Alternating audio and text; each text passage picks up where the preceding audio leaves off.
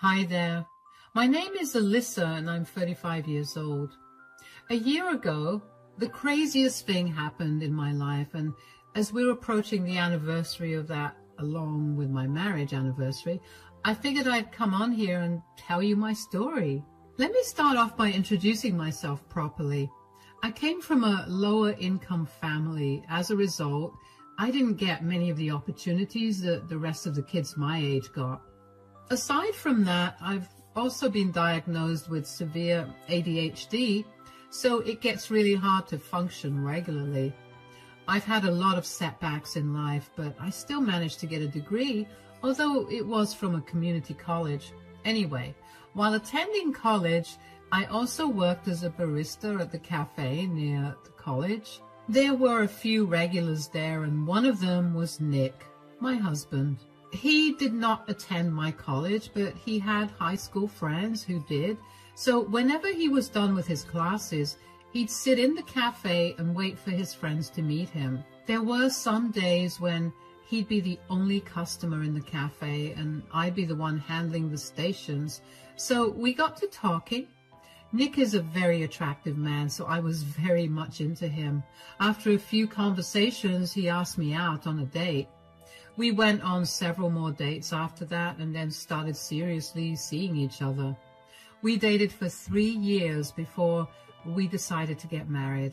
Yes, I know we were very young, but we knew that we wanted to be with each other for the rest of our lives, no matter what. So we decided to just skip all the years of waiting and just get married. We had a small and intimate wedding, and we were very happy with that. While everybody else in our lives was also happy for us, there was one person who wasn't. My mother-in-law, Marcy. Now, Marcy was big on having all members of the family that are of age contribute to the family income. Well, by the time Nick and I got married, I had been working at a corporate firm where I was beyond overworked. For the first year of our marriage, I continued to work there, but I was literally coming back home after working 15 hours a day and barely able to even make it past the front door because of exhaustion. Nick eventually had enough and told me that I had to leave my job or he would send my resignation letter behind my back. So I did that, and we agreed that I would take as much time off as I wanted before going back to work. Nick worked as a computer software engineer, and he had a very high-paying job, so we would not be lacking in any way. Marcy hated that I wasn't working. She made it her job to bring it up every single time she visited us or if we visited her. She was initially very subtle about her dislike of my career choices, but eventually she got really open with it. I would usually stop Nick before he said anything to Marcy because I did not want to cause any problems between them. I knew that Marcy was coming from a place of concern for Nick, and she probably wanted me to not get stuck being a traditional housewife, so I didn't want Nick to take things too seriously.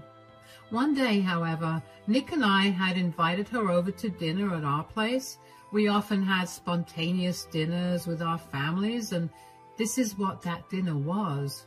I worked hard all day to make the food, and I made sure that the food would not be criticized by Marcy. Marcy arrived a little earlier than we asked her to, so while I was finishing up with dinner, she was talking to Nick in the dining room. I could hear everything because the kitchen was adjacent to the dining room. "How's work been? You look exhausted."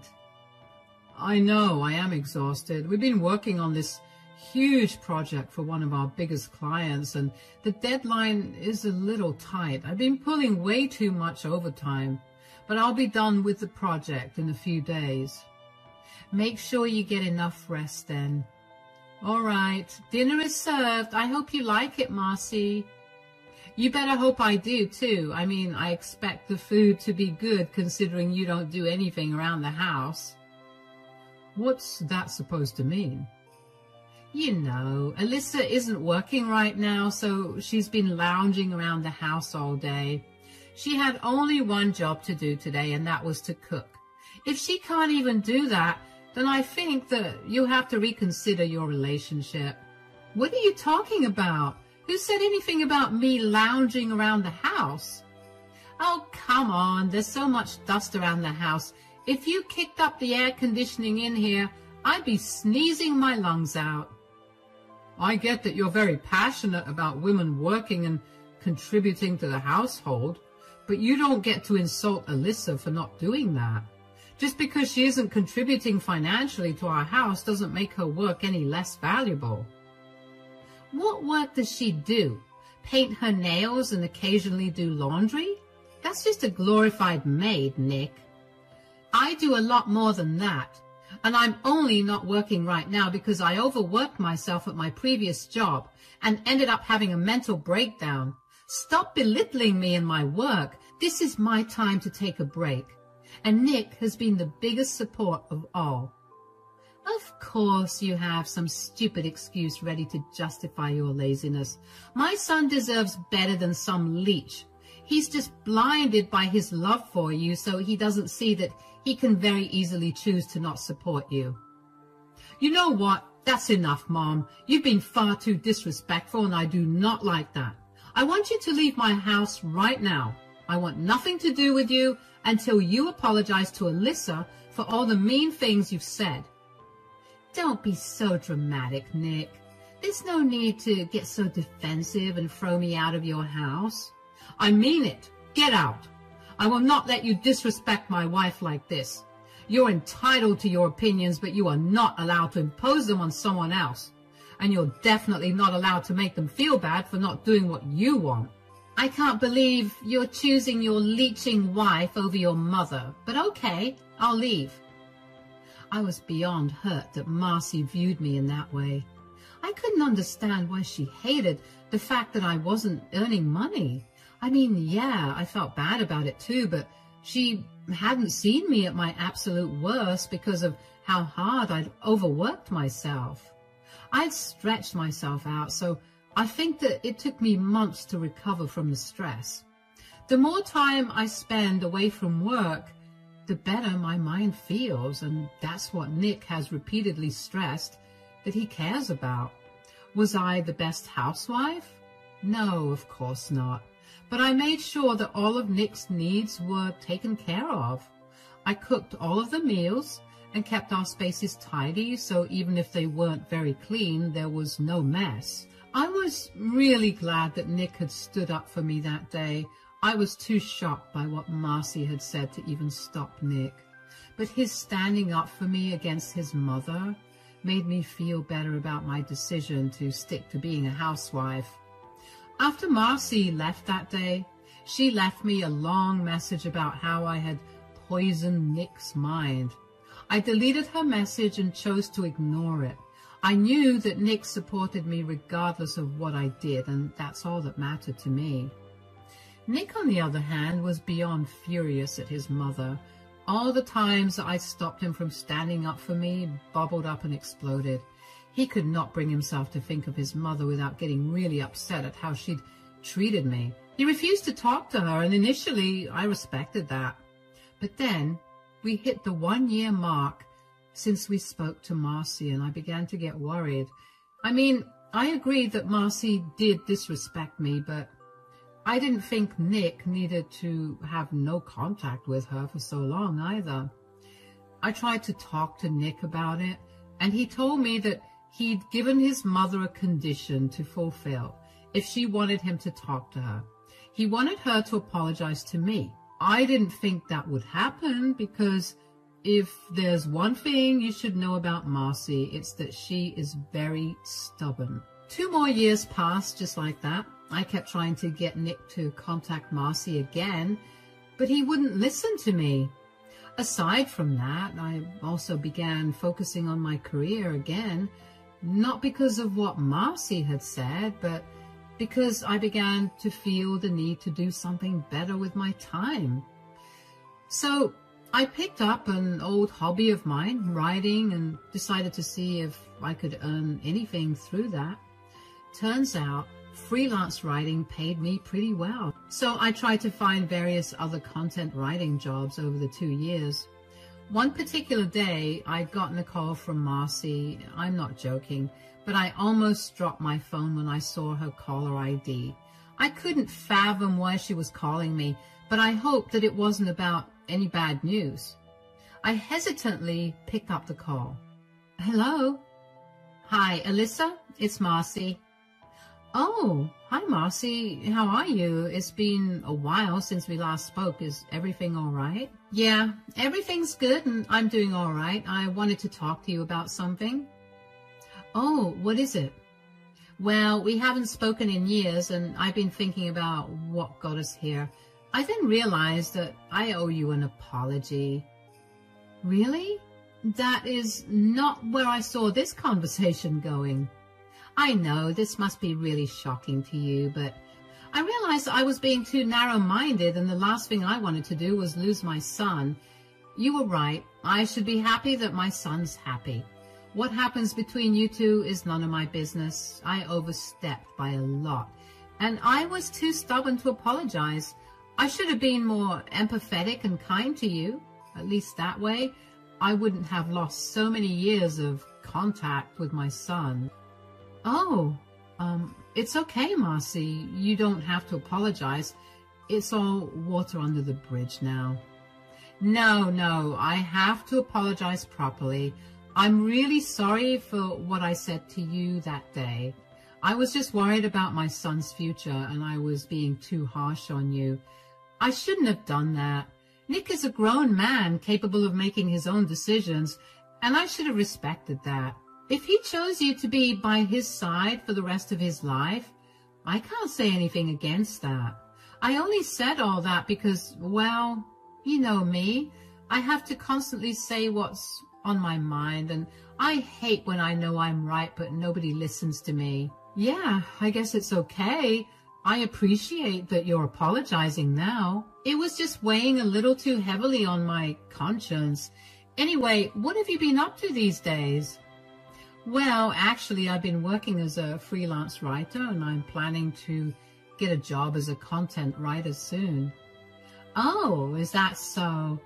Well, I suppose that's better than just being a housewife, isn't it? Writing isn't exactly a stable career, but to each their own, I guess. Yeah, I guess. And how's Nick doing? I hope he's still not mad at me. I mean, I thought I was stubborn, but wow, he really never called me after that day. Nick's doing good. He's been really busy with work lately. He's still upset about all the things you said. I've been trying to get him to talk to you since that day, but well, he refuses to because you were way too mean. Could you ask him to give me a call sometime? I'd really like to catch up with him. I'm not sure if he wants to talk to you. Well, you can at least tell him I called, right? I'll try, Marcy, but I'm not sure if he wants to talk to you. Like I said, I've been trying, but he won't budge. Oh, don't be silly. He'll definitely want to talk to me now that I've apologized to you. Just let him know that I did. That kid is too stubborn for his own good. Anyway, I should get going. Take care, Alyssa. You too, Marcy. Bye. I was flabbergasted, to say the least. I remember after that phone call, I stared at my phone for a solid minute because I couldn't believe that Marcy had actually called me to apologize. I immediately called Nick after the phone call with Marcy and told him about what had happened. He sounded just as shocked as I was that his mother had given in and apologized. I then asked him to give her a call because she had specifically asked for him. Nick said that he would, and I finally felt like a weight had been lifted off my shoulders. It felt so weird being the reason for ruining the relationship between Nick and Marcy, and I really wanted their issues to be resolved. So when, in a week, they were back to being on good terms, I felt great. But it quickly became apparent that Marcy's apology was not a genuine one. I mean, for the first 2 months or so, she was really nice to me. She never brought up my career, not even subtly or as a joke. But then she started to bring it up slowly, and she made sure to do so when Nick wasn't around to hear her. I didn't say much to her, and I guess she took that as a cue to be bolder with her words. I would let her ramble on about her opinions of me, but I kept Nick out of it. I didn't want to be the reason for them not talking again. At some point, Nick figured out that his mother had gone back to her old ways, and I had to beg him to let it go. I had managed to land a good job where I earned a decent amount of money, so all of Marcy's words meant nothing to me. She refused to listen to me when I tried to correct her, so her words were only coming from a place of ignorance. Nick still was not okay with his mother's behavior, so we distanced ourselves from her. Luckily, Marcy didn't pry any more than I thought she would, and she let us be, mostly. That's how the years passed, and let me tell you, not having Marcy around constantly did wonders for my mental health. Nick and I were doing great too, and we began preparing to celebrate our 10-year anniversary.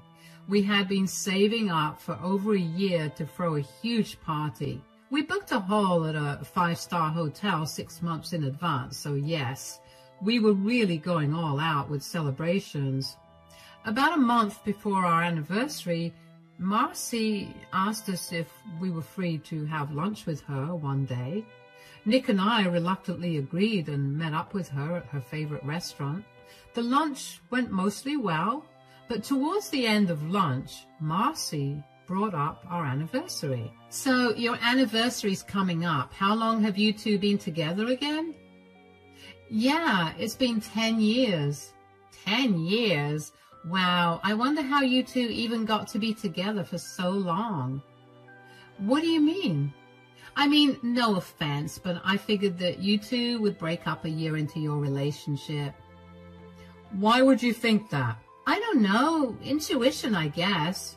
Well, you were wrong. I've been really happy to be with Alyssa, and I'm so glad that we'll be celebrating 10 years together. Although we've been together for 13 years, technically. Wow, that's a long time. So have you guys planned out anything to celebrate your time together? We were thinking of throwing a huge party. How huge? Like booking a hall and having all our friends and family there. We want as many people there as possible. Why do you want so many people? That's going to cost a lot. Yeah, but we've saved up enough. Besides, we have a very small wedding and we wanted to go all out for this one. When you say we saved up, do you mean only you saved up? Because I know that Alyssa can't hold a job down to save her life, and that's why she keeps reverting back to being a housewife. Alyssa actually contributed quite a lot to it. And how in the world did you arrive at the conclusion that she can't hold a job down? She's been working at the same company for the last 5 years. Not to mention, I've told you over and over again, whether Alyssa chooses to work or be a housewife, it doesn't mean she isn't doing any work. Please, we all know she's barely making anything. Everything she earns goes into funding herself and her extravagant hangouts with her friends. And I know for a fact that she doesn't do anything at home. I've come over unannounced a lot of times, and every time I get to see how filthy the house is. Okay, well, I don't see how my income or my work around the house is of any importance to our anniversary celebration. Can we just drop the topic?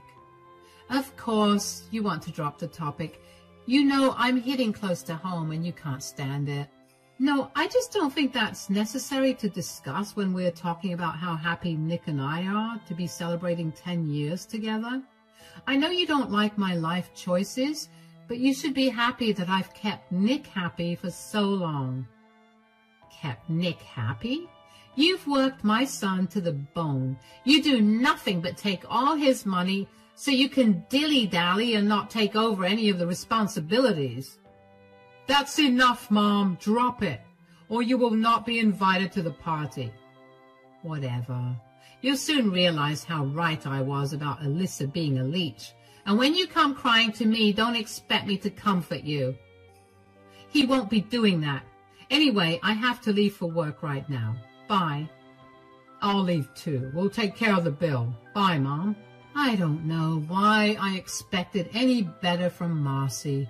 Of course she still thought of me as some parasite, even though I was earning more than she was. Nick and I disregarded that lunch with Marcy and chose to focus on planning our grand celebration of our love. We invited all of our family and friends, and while all of them RSVP'd yes, only one person took a long while to respond. That was Nick's grandmother and Marcy's mother, Denise. Denise and I had a great relationship. We got along really well, and Nick was her favorite grandchild. However, over the last few years, her health had deteriorated significantly, so she was not sure if she'd be able to make it to our party. We didn't mind, and we figured we could meet her earlier in the day to celebrate with her. So imagine our surprise when we saw her there at the party too. Denise had arrived with Marcy, but she'd stayed behind a little so she could surprise us. Marcy had greeted us first. "Happy anniversary, you two. This place is gorgeous." "Thanks a lot, Mom. Of course this place is gorgeous." Alyssa planned the whole thing, and you can't expect anything less from her when it comes to these things. "You sure did pick a good one, darling." "Grandma, you came." "I know I'm old and all that, but I'm not missing out on any of my grandson's milestones. Happy anniversary to both of you." "Thank you so much, Denise, both for the wishes and for coming here today." "This party seems a little dull, don't you think?" "What do you mean?" "I think we need to make a toast to the lovely couple." "That won't be necessary, Mom." "Oh, that's nonsense. There's the mic." "Marcy, please, we're not making toasts. Consider this a gift to you two from my side." "Everyone, if I could have your attention, please, I'd like to make a toast to the couple, my son Nick and my daughter-in-law, Alyssa. Thank you all for being here tonight to celebrate their 10th anniversary. It's truly a milestone, isn't it? Now, I just want to say that 10 years seems like a breeze when all you do is mooch off your husband. But somehow, Alyssa, you've managed to make it look effortless.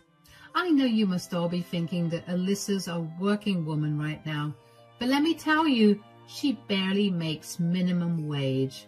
Everything she earns goes into her own pleasure, while my poor son has to take the brunt of all the financial responsibilities." "Marcy, that's enough. I mean, really, what have you ever contributed to this marriage besides your laziness and incompetence? Shutting me up right now is of no use. I did my best to try and accept you, but every time I see you not lift a finger while my son works like a dog, my blood boils with rage, and my poor darling son. He's so blinded by his love for Alyssa that he refuses to see the truth."